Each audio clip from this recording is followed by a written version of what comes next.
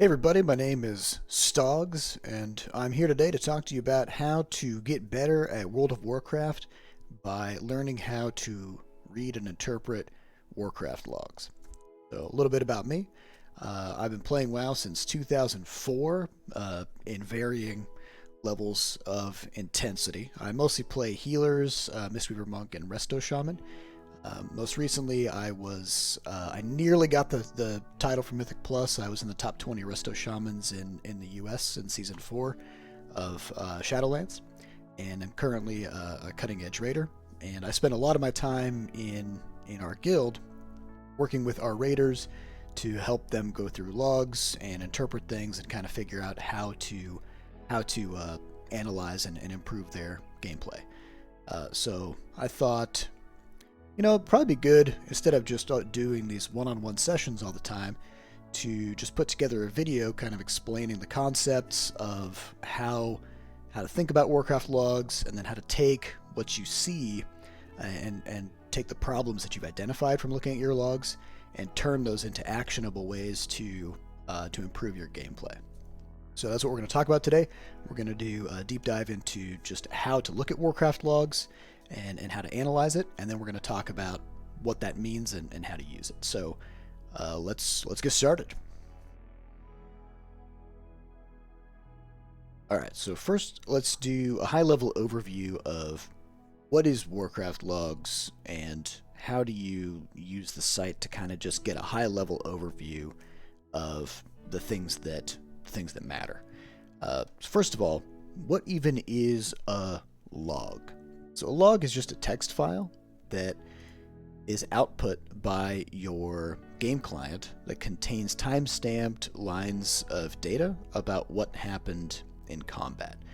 So you can just see here in this log file, it's just a bunch of buffs, a bunch of stuff about zoning into things, version information, blah blah blah.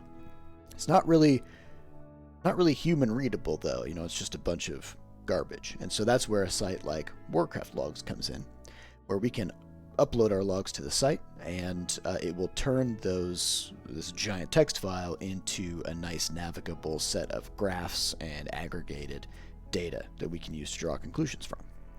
So when we get to the Warcraft Logs site, there's two primary sections that you're going to want to focus on to get some good information.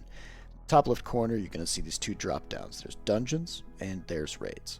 So dungeons will have information about all the Mythic Plus stuff, which is a bit more involved than the raid logs. But if you're interested in Mythic Plus, I definitely recommend still checking this stuff out, and we can talk about that later. And then the raid section just has boss by boss, what's going on in this raid. And if you want to look at older raids or whatever, you can also, pop this open and look at older expansions. Okay, so for each boss, you're going to see a rankings and a statistics button.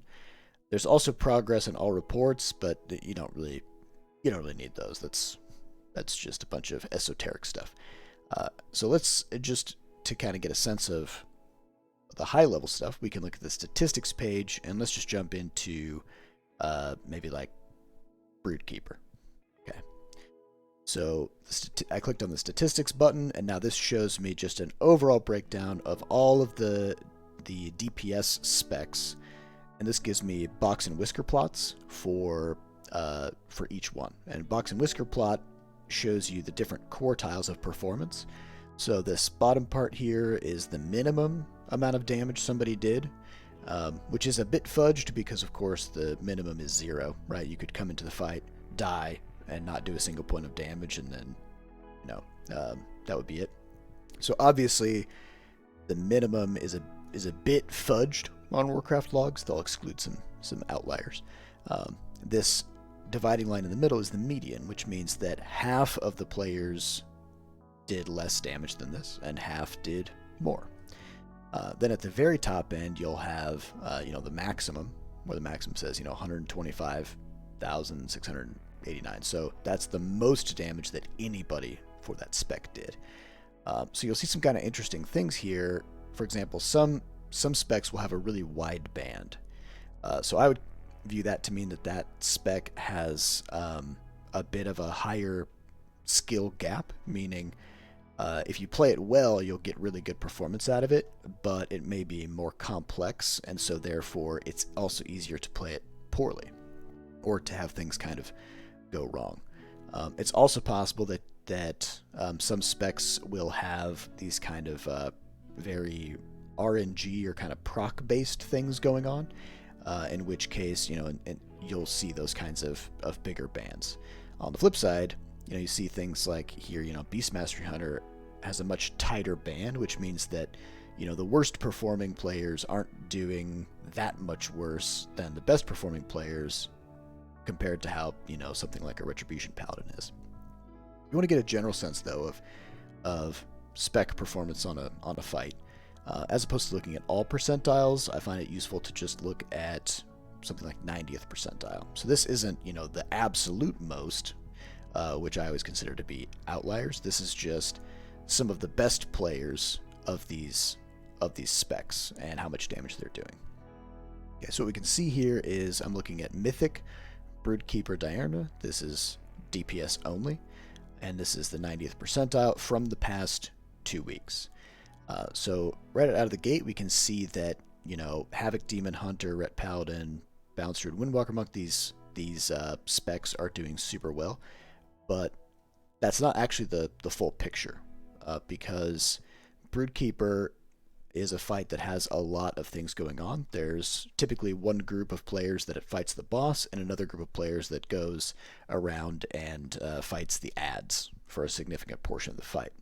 So if we want to get another lens on how to view this fight, we can look at this damage drop down and change to damage to bosses, which will show, which will be a chart that shows how much damage people did just to the boss, and ignoring the adds, right?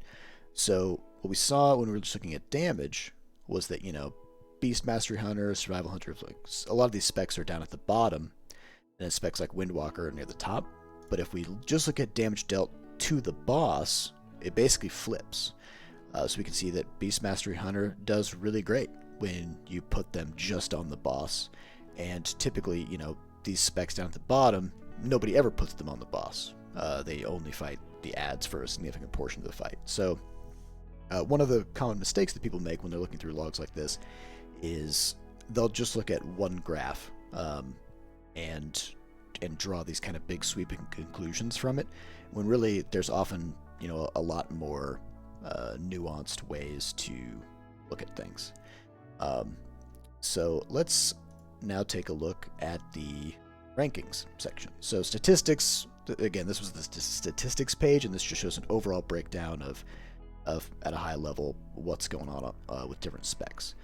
The rankings page will show us individual logs based on and ordered by the criteria we set. So at the outset, this is showing damage. So this is going to show us the highest damage dealing specs and players on a given boss fight. So this is Taros Mythic. We can see that this Death Knight Coffee has done the most DPS out of anybody on Warcraft Logs on Mythic Taros. And as we start to go further down, we see that other specs start to creep in. So there's like a Ret Paladin, we have a Beast Mastery Hunter, but it's still the case that Taros is pretty much dominated by Unholy Death Knights, and we can see that all the way down to 100. So if we want to though get some answers about, let's say I am playing an Unholy Death Knight, I'm about to go in to fight Taros, or I want to get better at fighting Taros, and I want to check in at a high level and see whether I have my character set up well and all of that. So on the rankings page here, I can go to the All Classes drop down and go to Death Knight and choose Unholy. So you can do this for any spec. And you can also do this with healers as well, which we can talk about. So now that I've chosen a specific spec, Warcraft Logs will aggregate a bunch of information for me to give me a high-level overview of what all these players are doing. So if I click here on Show More, then I get a nice breakdown of the talent choices of all of these top-performing Death Knights. So this is the top 100 Unholy Death Knights. So you can see if I scroll down the list, right, it's all Death Knights, and it goes down to 100. Okay, so what we see here is that there are a lot of talents that that you would consider to be mandatory because 100% of the top 100 Death Knights, meaning all of them, took that talent. So for starters, if you see any 100% talents in here and you yourself are not running that talent, there's a pretty good chance that you've made a huge mistake. And you also want to then ask yourself why. Why is it that I wasn't using this talent, but all of the top performing Death Knights are? And if you can't answer that question, then there's probably some kind of a mismatch between your understanding of the spec and what is actually happening. And at that point, you'll want to take some time to go back through, look through your spells, look through the tooltips, try to figure out why it is that this spell matters so much. And if you can't answer that question, that's where a deep dive into specific logs can help you, because you can use those logs to figure out what these players are doing, which we'll be looking into in a little while. So there are sometimes talents where you'll see a split, like over here, it's almost half and half, but not quite. But you'll see, 46% take Rotten Touch and 62% take Unholy Pact. And these are those kinds of talents where they may come down to raid composition or play style or specific gearing or whatever the case may be, where it's not required to have certain talents, and you've got some flexibility there. And again, this just comes down to understanding. Make sure that you know why it is that you would take one over the other, and adjust accordingly. So as we go further down in the breakdown, we can also see trinkets, embellishments, and Onyx Amulet Gems. So Onyx Amulet Gems, that's just from patch 10.0.7, so that's probably going to be removed from Warcraft Logs pretty soon, but they'll oftentimes have specific expansion or patch specific things. Back in Shadowlands, they had a section about legendaries or covenants or whatever. So the important thing is it all kind of comes out the same, which is you just want to look for patterns. So, for example, if I'm looking at the trinkets, if 100% of the Unholy DKs use the puzzle box, and I'm an Unholy DK, I should probably go get that puzzle box, because it's clearly overwhelmingly important for all the top players. But when I was looking at the trinket section, if it was, 50, 40, 40, 30, if there was a whole bunch of trinkets on the list, and none of them were overwhelmingly used, then that tells me that there isn't really a best-in-slot trinket. There's a lot of variability in there, and I can kind of go with whatever works for me or works for my playstyle and do some experiments. Okay, so now that we look down this list, we can see all these different players and what they have equipped uniquely. And this is where we can start to do some specific deep dives into individual logs. If I want to look at the best performing Unholy Death Knight in the world on Taros, I can just click right here, click on Coffee, and this is going to bring me into a log from this kill. So I'm on the damage done page, and I can see this fight took them 3 minutes 56 seconds. This is the total damage of their group, and this is the breakdown of what their players did, right? So clearly this person, Coffee, is an outlier even in their own raid, because it's almost a hockey stick graph, right? Okay, so there's lots of different tabs up here that we can take a look at to analyze a log and see what it is that's going on. So we're going to go through each of these tabs and get a sense of what all of our options are for how to gather information.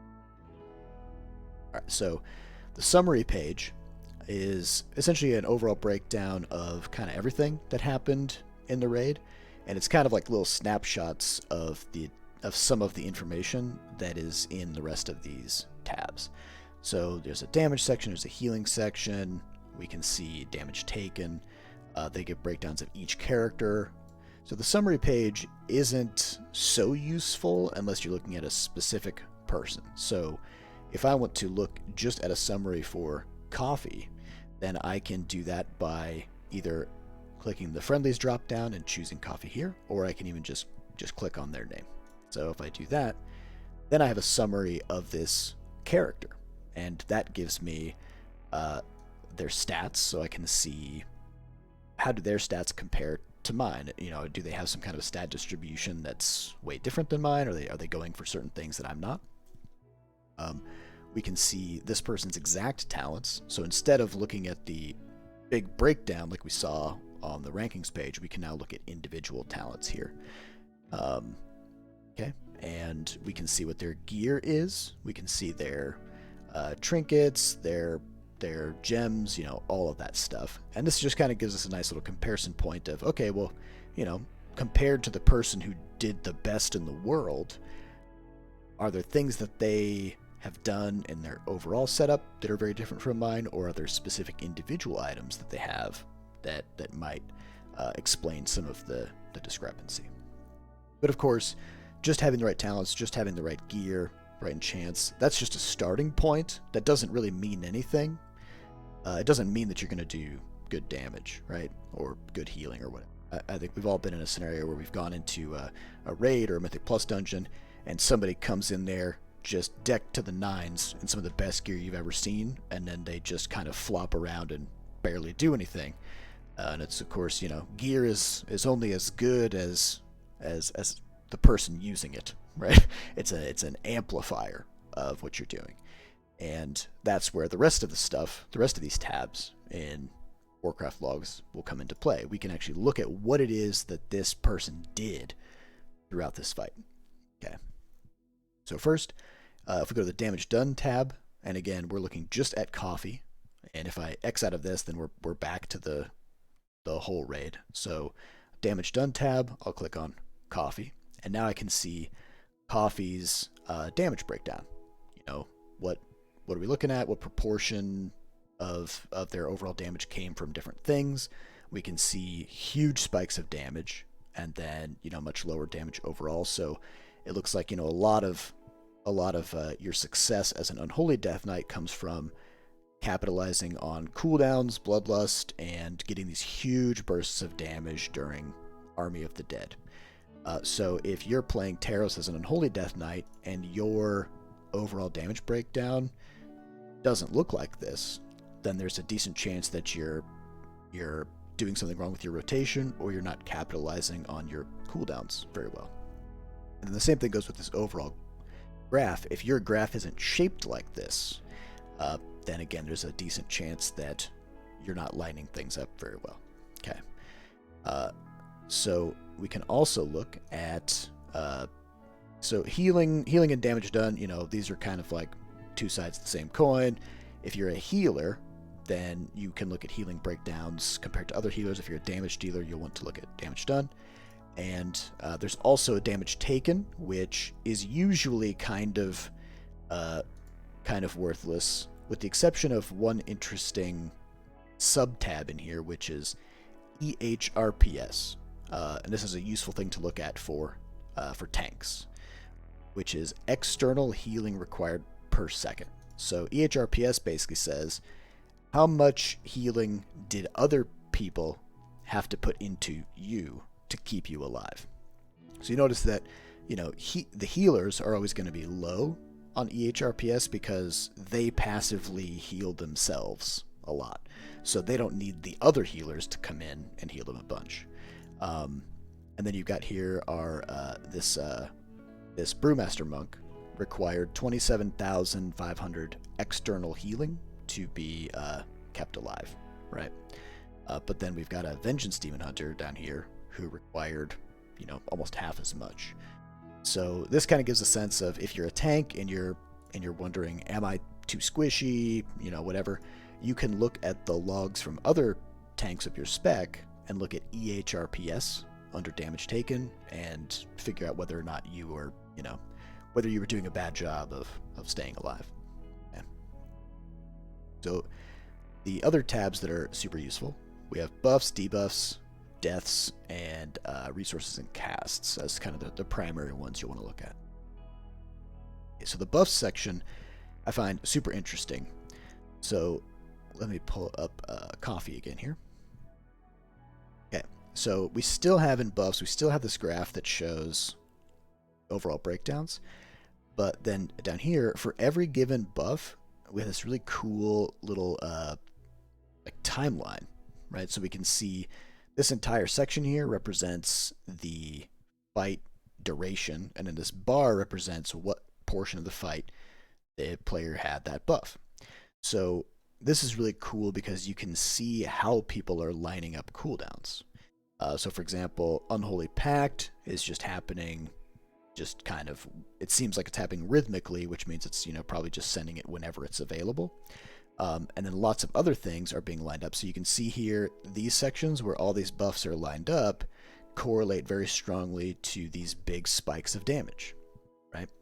So this one's toward the end of the fight here, and this one's at the beginning. And then we also see there's these little bits where where the damage output kind of pushes upward again. And that's where we can see stuff like this, where when Unholy Pact comes, damage goes up, and then in between goes down. So this kind of gives you a better insight into how a class or how a spec relies on lining up their cooldowns and whether or not they're holding them and trying to line them up, or whether they're just sending things whenever. Okay. So we also have, and also we can see here that this Death Knight got power infusion, right? So again, if you're comparing yourself to somebody who's getting PI, but you're not getting PI, then that's going to be a tough comparison. All right, so we can also look at all these other things, damage buffs, what kinds of files is the person using, when are they using their trinkets, etc., etc. And this is overall, it's a good way to kind of check in and see whether or not what you're doing looks similar to what somebody else is doing. So the debuff section works the same. This is mostly useful for figuring out what went wrong in a fight, because sometimes you'll get debuffs that are just random. Like in the case of Taros, people get picked at random for a pillar, blah blah blah, and it's just random stuff that happens. But other times you'll see certain debuffs that only get applied to a player in the case of a mistake or something like that. And so if you want to look at your overall raid and see, all right, who is it that keeps doing this, keeps standing in these puddles and getting debuffs or whatever, you can look at debuffs for the entire group of players. You can find those different things. So let's say we're talking about Awakened Earth as a debuff. Who got Awakened Earth? So we click on that, we can see these are all the players who got it and when they had it and how many times they got it, right? So it's just a nice way to kind of dig into what happened in a fight. The deaths section, of course, there's a bunch of great players, so there's nothing in here. We could probably find some. So if I pop open this section up here, this group killed lots of bosses. Looks like they killed every boss. Starting with, they did Razageth in the middle, and then I guess looped back around. So we can look at maybe one of their wipes and kind of see what happened there. So I'm gonna look at this Razageth wipe, and I'm gonna look at the deaths section. So now we can actually see some stuff happened, right? So we can see in the deaths that at around 43 seconds, we have a hunter who died from this burst, right? And then this kept happening. So it's that in Razageth, they were supposed to clear one of these sparks. They failed to do so, and then they called a wipe, and this is what killed people. But a nice thing about the deaths section is we can click into any one player's death, and then we can see the little timeline of what their health was and what happened to them at various points. Did they get healing? Did they, use defensives? Did they use health potions? Stuff like that. Okay, so this is then a timeline leading up to the person's death, and then down below, at the very bottom of the death section for any given player, we can see whether or when was the most recent time that player used some kind of survival ability. Did they use a health stone? Did they use a defensive ability like aspect of the turtle, or acceleration, or something like that? So as a raid leader, or if you're just looking back through your own stuff to see, what should I have done differently to stay alive during this part of the boss fight? If you go down to the survival abilities section and you see that you hadn't used certain defensives, then that's an indication to you that you got to get more comfortable with your buttons. Okay. So let's go back to that Taros log. Okay. So then last, there's the resources and casts section. Okay. So the resources section is pretty cool. Not that many people look into it, but it allows you to get a sense of all kinds of different things about the state of a given player at any point in time. So we can see the resources. I'm looking at coffee, and I can see what did coffee's hit points look like throughout the fight. So totally safe. Really at no point did coffee drop below half health. So that's great. And we can also look at things like maybe runic power, and see is coffee capping out runic power and then staying there for a long time. Just what does this look like? Where is the runic power coming from? So this is where the raw gains are, and how much is wasted and stuff like that. So if you look at your own logs and you're a Death Knight and you see, for example, oh wow, I'm generating a lot less runic power, or maybe you are capping your runic power and it's just a flat plateau at the top, then that means you're not utilizing that resource very well.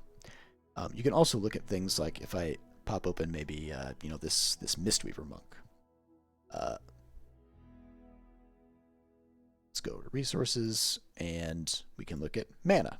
Okay, so if you're a healer and you go through a fight and you find that you're having a lot of mana problems, you can look at the logs from some top healers and look at their resources tab and look at their mana over time and see, okay, are they gaining mana? Where is it coming from? And what does their mana pool look like at different points in the fight? If 2 minutes into the fight, this Mistweaver is at half mana, but when you do it as a Mistweaver, you're at 10% mana 2 minutes in, there's a pretty good chance that you are being too aggressive with your heals, or you're just using the wrong ones. Okay, so these are all just different lenses to look into what's going on in a boss fight. And then last, we'll look at the casts tab. So we'll go back to coffee. And the casts tab is, in my opinion, one of the most overlooked tabs, but honestly probably the most useful. Okay, so for starters, when you first open the cast tab, it's always overwhelming because there's always a trillion bars on here. And that's because whatever's the most frequently cast spell is the one that gets displayed. So what I was doing whenever I look at the cast tab is you could just come over here and you can just click on the top spell, and that will turn it off, so you get a clear graph. So if I wanted to look at, when did coffee use anti-magic shell? Okay, so if I click on that, then I can see all these points in time where this spell was cast. What about, magic zone? What about empower rune weapon? This gives us a nice view into the moment that certain things were cast. And we also have an overall breakdown here on the right, where we have uptime and we have CPM. CPM stands for casts per minute, and it's a really good indicator of what your rotational abilities look like compared to a high performing player. So, if Coffee's Death Coil cast per minute is 26, and then when you play your Death Knight, your Death Coil is like 10 or 15 or something, that means that Coffee over here is prioritizing using this ability way more than you are, and there's probably a really good reason for that, and you need to figure that out. Okay, so cast per minute matters a lot, and then there's also overall casts per minute down at the very bottom. Okay, the overall cast per minute is just with all the abilities that a player used. It's kind of just a level. It's a measure of activity. How many buttons is this player pressing per minute?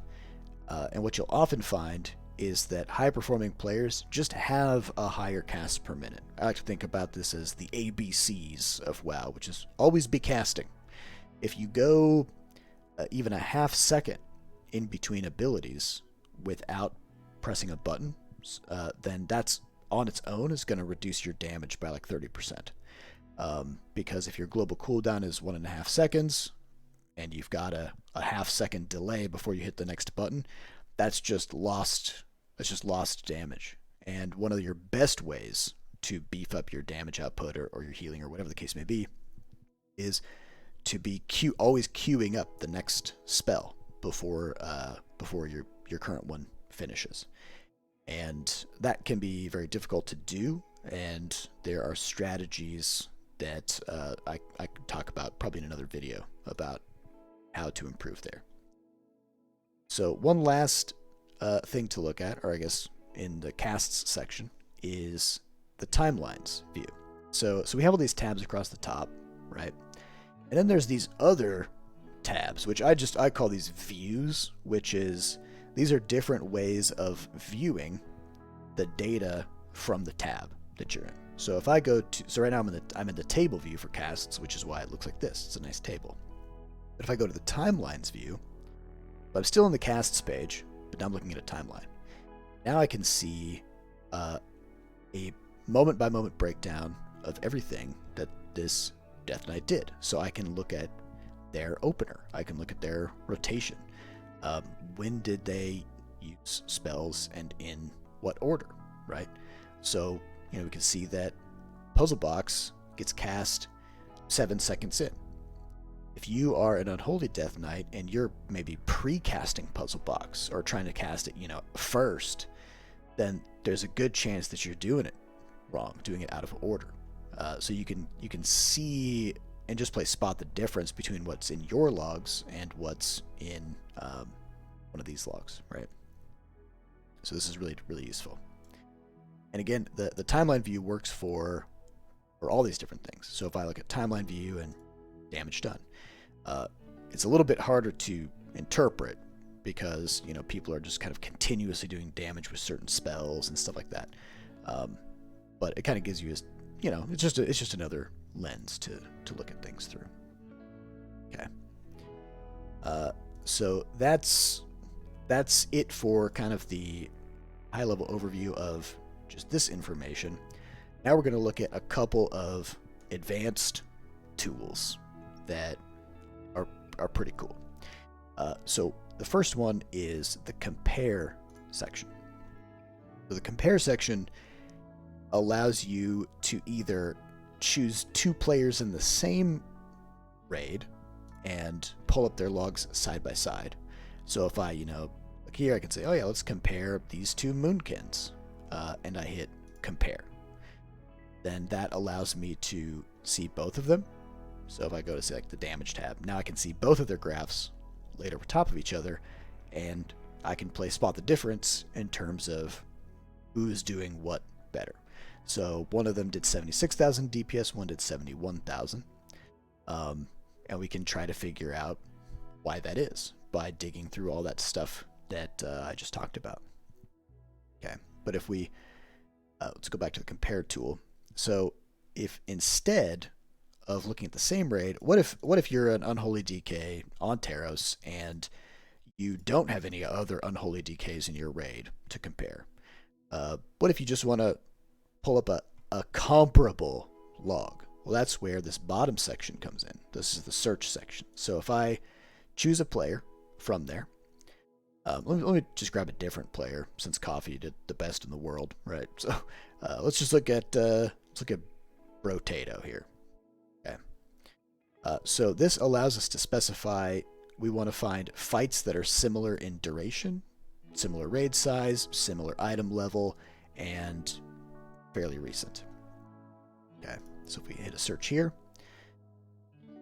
then this will search for similar parses, and it will pull up a whole bunch of players who have roughly similar, who are roughly comparable to this log, and then we can use those as a comparison. So, so here they all are, and we notice that you remember that this player did, I think, something like 76,000 DPS, but here we have, this Moonkin who did 87,000 DPS.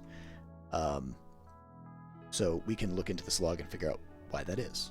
And we also have on the right side this match section. So the match section is basically when you take it into account all gear, talents, trinkets, all that stuff. How similar is their character setup to your character? It's incredibly rare to have a match that's higher than 75%, because that would mean that, almost every talent and piece of gear is the same, which is very hard to do. So if you have like a 60-something% match or 70%, that's very high overall. So let's just take a look at one of these. Let's look at this Hepis here. So when I clicked on Hepis's name, then now I'm looking at a comparison between Brotato, who I originally chose, and Hepis, and then I can, just like before, I can see an overlay of what happened in these two. Okay. So we can see that Brotato killed the boss at 356, and Hepis killed it at a little bit later, about 10 seconds later. So pretty similar fight length, which is pretty important for comparison. If you have a much longer fight, then cooldown alignment is very different. Your bloodlust proportion of the fight is very different, all that stuff. So finding comparable logs is really important. Okay, so if we wanted to then do a comparison here and figure out why is it that Hepis did 16,000 more DPS than Brotato, then we can take a look at some different things like buffs. Buffs is always a good place to start, or summary. But let's look at buffs first, because it's possible that Hepis got power infusion and Brotato did not. And if we go to the buff section, we can see that right off the bat, there is indeed a power infusion. But there's also some other stuff that's lining up. So for example, Hepis is using this Voidmender's Shadow Gem, which does not appear here under Brotato, right? As well as looks like Hepis is a troll. So with Berserking, you get that extra racial ability where you can get another nice damage boost. So Hepis is over here getting some external buffs and also lining up even more cooldowns and other things to stack on top of those to get a much bigger damage spike, which if we go to the damage done tab, we can see that sure enough, in these big burst windows, Hepis pops way up ahead. But for many of the other portions of the fight, the two are quite close. And so, it's possible that, Brotato, nobody's going to give Brotato PI. Brotato doesn't have the same trinket, and also Brotato isn't a troll. So there's several things that Brotato just can't do right now to get that same level of damage. So it's important to kind of recognize where those gaps are and which things are part of your control and which things aren't. Okay. And we can also look at the summary tab to see, are there other things that might explain these differences? Are there differences in stat priority or things like that? So it already looks like their crit is pretty close, haste is pretty close, mastery, Hepis has quite a bit more, and Hepis also has quite a bit more versatility. So there's some potential gearing things to look into in terms of, it's just a game of spot the difference and then ask why. This player who does really well is doing way better than me. They have more mastery. Where's that mastery coming from? And does that matter? How much does that matter? Okay. So the compare tool is super nice. And again, a good way to do it is to go to the compare tool and then down in the search section, find the player's name, and that'll let you pull up comparable logs. As a word of caution, the compare tool is weird if you're using it on wipes, because if you haven't killed the boss, your log is incomplete. and there's a lot of weird stuff that happens during a wipe and stuff like that that doesn't really happen in a completed boss fight. And so, generally speaking, if you're doing the compare tool, try to do it on kills instead of wipes where you can. All right, and then the last cool thing to talk about with Warcraft Logs is the replay section. So I'm going to go back to, let's go back. Things get a little bit weird sometimes when you get into the compare tool. So I'm just going to go right back to first log. We're going to have coffee. And let's look at this replay section. So the replay section allows you to get insight into positioning and strategy, and it gives you further explanations about what may have gone wrong in a fight. So let's, down here, click on the play button, and this then shows, I mean, it is what it says, right? It's a replay. It shows you exactly what happened in the fight, and I can even, for example, click on a specific player. So if I clicked on Coffee, then I can see here's Coffee's buffs. I can even zoom in and I can see this red cone shows where Coffee's camera is pointing. So for less skilled players that have a harder time putting out damage, you'll see these replays and you'll see things like when they have to move, they may turn their camera completely away from the boss and run with W, directly to the side, and they won't be doing any damage during that time. Whereas somebody like Coffee, who's doing a ton of damage, is always pointing at the boss and then is strafing side to side and continuing to do their damage rotation while they're moving. And you can see these kinds of things in the replay. So this also shows at this point in time, the damage breakdown of this player. And also we can see things like just raid positioning, so if you want to get a sense of how are these really good guilds killing this boss, where are their players standing, what are they doing, how are they moving around, and this gives us insight into all that stuff. So we can see this stack of ranged players over here moving together. We can see this melee pile. We've got a tank off to the side, and this just allows you to get a much better sense of the fight. And I honestly prefer this to videos, because in a video you're limited by the viewpoint of the person who made the video. Whatever their camera is looking at and whatever their interface shows you, that's all you can see. But in this replay view from Warcraft Logs, you can rewind and look at anything, and you can click into any player and see exactly where they were looking, what buffs they had, what spells they're casting, what they're targeting. You can see all that stuff at any time. And this also helps you to, if you ever have had those situations in a raid where somebody dies and then there's a big conversation about who did that, where were they, was somebody in the wrong place, blah blah blah. You don't ever have to have those conversations because it's all in the replay. You can just look at the replay and rewatch it at any time. So that's my high level overview of how to navigate through Warcraft Logs. I hope you found that useful. And as a follow-on, something that I'd like to talk about in a future video is a lot of times people will look through their logs and see that there's a difference between what they are doing and what a really good player is doing.